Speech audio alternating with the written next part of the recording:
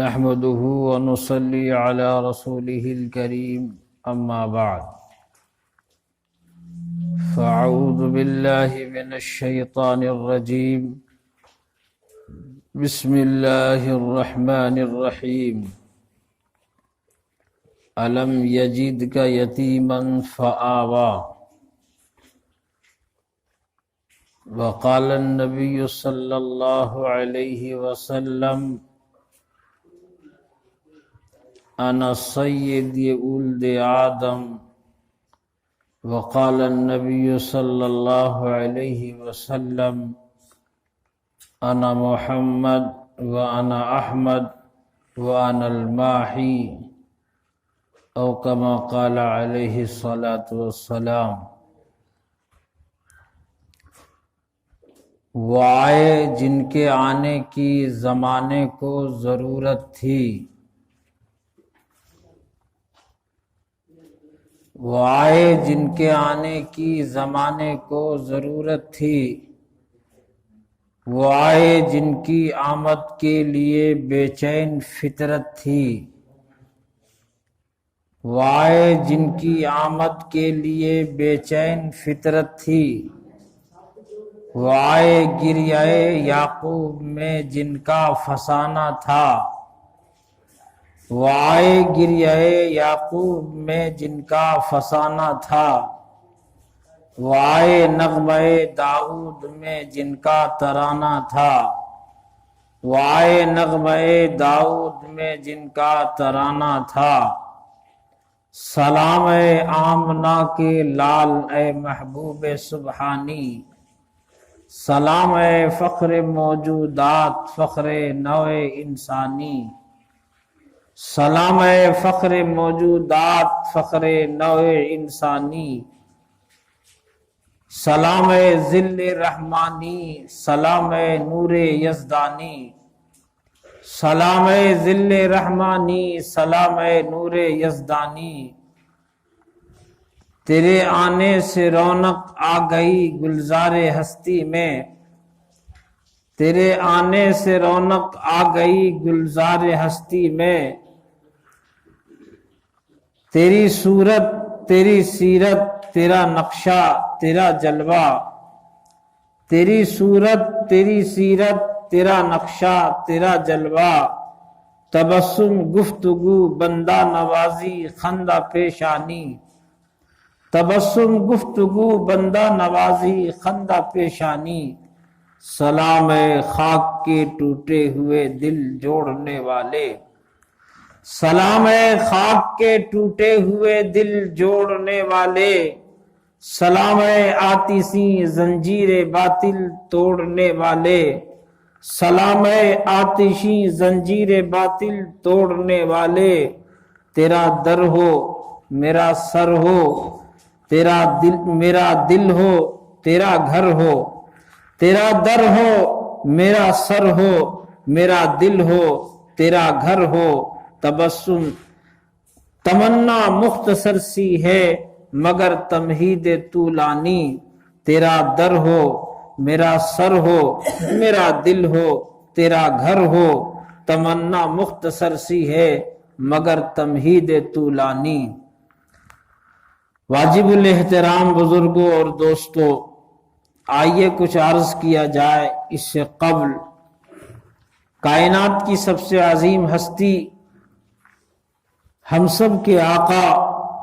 محبوب داور امام الانبیاء حضرت محمد الرسول اللہ صلی اللہ علیہ وسلم کی بارگاہ مقدسہ میں درود پاک پڑھنے۔ اللہم صلی علی محمد وعلی آل سیدنا محمد وعطرتہ بعدد کل معلوم لک۔ حضرات گرامی، یہ ربیع الاول کا مہینہ،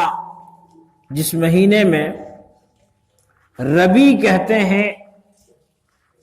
اس مہینے کو جس مہینے میں بہار آتی ہے۔ ربیع الاول کا معنی ہے پہلی بہار۔ دنیا کو جو بہار نصیب ہو رہی ہے وہ بہار کے پہلے مہینے کو ربیع الاول کہا جاتا ہے۔ ہم سب کے آقا و مولا جناب محمد الرسول اللہ صلی اللہ علیہ وسلم ربیع الاول کے مہینے میں پیدا ہوئے۔ تاریخ میں اختلاف ہے، مہینے میں کسی کو اختلاف نہیں۔ ربیع الاول کا مہینہ یعنی بہار کے مہینے میں اللہ کے نبی حضرت محمد صلی اللہ علیہ وسلم دنیا میں تشریف لائے۔ آپ کی آمد سے دنیا کو بہار نصیب ہوئی، اور کیوں نہ ہوتا کہ آپ نبی علیہ السلام کی آمد سے پہلے کے جو حالات دیکھتے ہیں، جو تاریخ پڑھتے ہیں، اس میں یہ بتایا جاتا ہے کہ 6 صدی عیسوی جس سال حضور علیہ السلام پیدا ہوئے، اس سے پہلے کا جو زمانہ تھا وہ نہایت تاریک زمانہ تھا۔ اس زمانے میں پوری دنیا میں جہالت، ضلالت، ظلمت کا ڈیرا تھا، اور انسان بشکل انسان حیوانات سے بدتر ہو چکا تھا، جانوروں سے بدتر ان کی زندگیاں تھیں۔ کوئی محبت کرنے والا، کسی کے دل میں انسانیت کے لیے دھڑکنے والا دل کسی کے سینے میں موجود نہیں تھا۔ لوگ بات بات پر جنگ کرتے تھے، جھگڑے کرتے تھے، ایک دوسرے کو قتل کر دینا عام سی بات تھی۔ بیٹیوں کو زندہ دفن کیا جاتا تھا، اور مورخین نے لکھا کہ 6 صدی ایسی گزری ہے۔ حضرت عیسیٰ علیہ السلام کے بعد 600 سالوں تک کوئی نبی درمیان میں مبعوث نہیں ہوا، کسی کو نبوت عطا نہیں کی گئی، کوئی رسول بن کر دنیا والوں کو صحیح راستہ بتانے کے لیے، صحیح سمت بتانے کے لیے نہیں آیا۔ ان 600 سالوں میں دنیا کی جو حالت بنی تھی، وہ حالت کیسے بنی ہوگی؟ اندازہ کیجئے کہ کیا مشرق و مغرب اور شمال و جنوب دنیا کا ایک خطہ اس کا شکار نہیں تھا، بلکہ پوری دنیا میں مشرق سے لے کر مغرب تک، شمال سے لے کر جنوب تک، پوری کائنات، پورا سنسار، پورا برہمانڈ، آل یونیورس میں یہ تمام حالات آل ورلڈ میں تھے کہ آپ مشرق سے لے کر مغرب تک کا جائزہ لیں گے تو آپ کو پتہ چلے گا کہ ہندوستان میں، عربستان میں، ترکستان میں اور دنیا کے دوسرے ممالک میں انسانوں کے ساتھ انسانوں کی جو زندگی تھی وہ بہت قسم پرسی کی زندگی تھی۔ انسانیت فنا ہو چکی تھی، عزت پامال ہو رہی تھی، امن و امان دنیا سے غائب ہو چکا تھا، اور دنیا کے تمام بیشتر لوگ ان اصلاح سے نا امید ہو چکی تھے۔ گویا انسانوں کے لیے دنیا جہنم کا حصہ بن چکی تھی۔ ایسے حالت میں چند ایک لوگ تھے، وہ ایسے لوگ تھے کہ جو پرانی کتابوں کے پڑھنے والے تھے، پرانی کتابوں کو جاننے والے تھے، تو وہ بھی جو مذاہب تھے، جو دین دھرم اس زمانے میں رائج تھے، ان کے پاس بھی اصلاح کا کوئی سامان نہیں تھا۔ وہ بھی چند بے جان رسموں پر زندگی گزار رہے تھے۔ اچھا، جو لوگ تہذیب یافتہ کہلاتے تھے، جن کو ناز یہ تھا کہ ہمارے پاس کوئی سوسائٹی ہے، کوئی تہذیب ہے، کوئی کلچر ہے، کوئی تمدن ہے، ان کا حال کیا تھا؟ 2 طاقتیں اس وقت پوری دنیا میں سپر پاور کہلاتی تھی۔ روم کی ایک حکومت تھی اور فارس کی ایک حکومت تھی۔ فارس کے حکمراں کو کسرا کہا جاتا تھا اور روم کے بادشاہ کو قیصر کہا جاتا تھا۔ ان دونوں کو ملا کر کے قیصر و کسرا یہ کہا گیا یہ دونوں تہذیب والے کہلاتے تھے اور دونوں کے پاس قوت تھی، طاقت تھی، اور وہ اپنے آپ کو دنیا کا سپر پاور کہلاتے تھے۔ ان کے درمیان کا حال یہ تھا کہ کسریٰ کے لوگ، جو بادشاہ فارس کا ہوتا تھا، وہ اپنے آپ کو یا عوام اس کو خدا کے حصے کا ایک حصہ سمجھتی تھی۔ ان کے سامنے لوگ جبینوں کو خم کرتے تھے، سجدہ کرتے تھے، اور ان کو خدائی میں ایک شریک کار سمجھا جاتا تھا۔ اور یہی حال قیصر کا بھی تھا کہ وہ بھی اپنے آپ کو مذہبی پیشوا اور اپنے آپ کو بڑا گردانتے تھے۔ قانون میں اتنا داؤ پیچ تھا کہ پوری دنیا کے انسان، عوام، رعایا سب پیسی جا رہی تھی۔ ہاں، کچھ لوگ ایسے تھے جن کے پاس روشنیاں تھی، جو یہ سمجھ رہے تھے کہ دنیا میں اصلاح اور انقلاب کا زمانہ آنے والا تھا۔ آپ دیکھیں گے انہی میں سے ہمارے بھارت ملک میں بھی اور دوسرے ممالک میں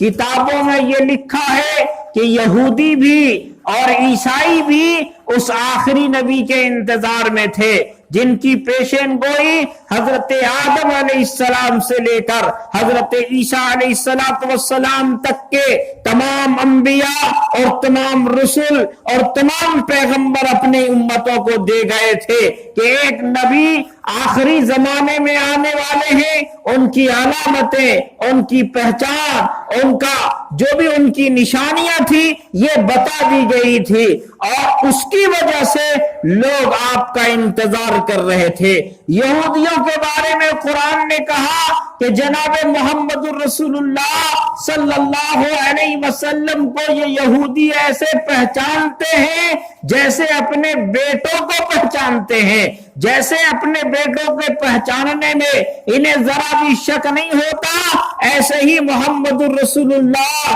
صلی اللہ علیہ وسلم کو پہچاننے میں انہیں ذرا بھی شبہ نہیں ہوگا، اس لیے کہ ان کی کتابوں میں، تورات میں، یا یہ کہیے کہ موجودہ جو بائبل ہے، جن کا اولڈ ٹیسٹامنٹ جو پرانا نیم ہے، اس میں ان کتابوں میں جناب رسول اللہ صلی اللہ علیہ وسلم کی نشانیاں، آپ کی پیشین گوئیاں یہ موجود ہے۔ حضرت موسیٰ علیہ السلام پر نازل ہونے والی کتاب، جس کو اولڈ ٹیسٹامنٹ میں موسیٰ کی 5ویں کتاب کہا گیا، کتاب استثنا میں یہ لکھا ہوا تھا کہ موسیٰ، میں تمہارے درمیان میں تمہارے بھائیوں میں سے ایک نبی اتپن کروں گا، ایک پیغمبر بھیجوں گا جو تمہارا مثل ہوگا، تمہاری طرح ہوگا، وہ اپنی طرف سے کوئی بات نہیں کہے گا بلکہ میں اس کے مکھ میں اپنی وانی ڈالوں گا اور وہ پھر میری بات کرے گا، وہ تمہارے جیسا ہوگا۔ اس طرح سے بہت ساری پیشین گوئیاں ہمارے ملکوں کے بھی پنڈت لوگوں کی کتابوں میں تھی۔ ہمارے دیش کا ایک بہت بڑا پنڈت، انہوں نے لکھا کہ اگیانتا جو جہالت، ضلالت اور گمراہی کا دور ہوگا، اس دور میں اگیان ہیتو کرت مومداندھکار ناشم ودھایم ہیات دیتو وویکہا، کہ ایسے دور میں ایک رسول پیدا ہوگا، ایک نبی پیدا ہوگا، ایک رشی آئے گا جس کا نام محمد ہوگا، اور جس کی آمد کے بعد دنیا میں روشنی پھیلے گی اور دنیا روشن ہو جائے گی، دنیا کے اندر اندھکار مٹ جائے گا، جہالت اور ضلالت کی گمراہی ختم ہو جائے گی اور علم کا اجالا پھیلے گا، علم کا نور پھیلے گا، اور اس کی روشنی سے دنیا صحیح سمت اور صحیح راستے پر چل پڑے گی۔ یہ آس تھی، یہ امید تھی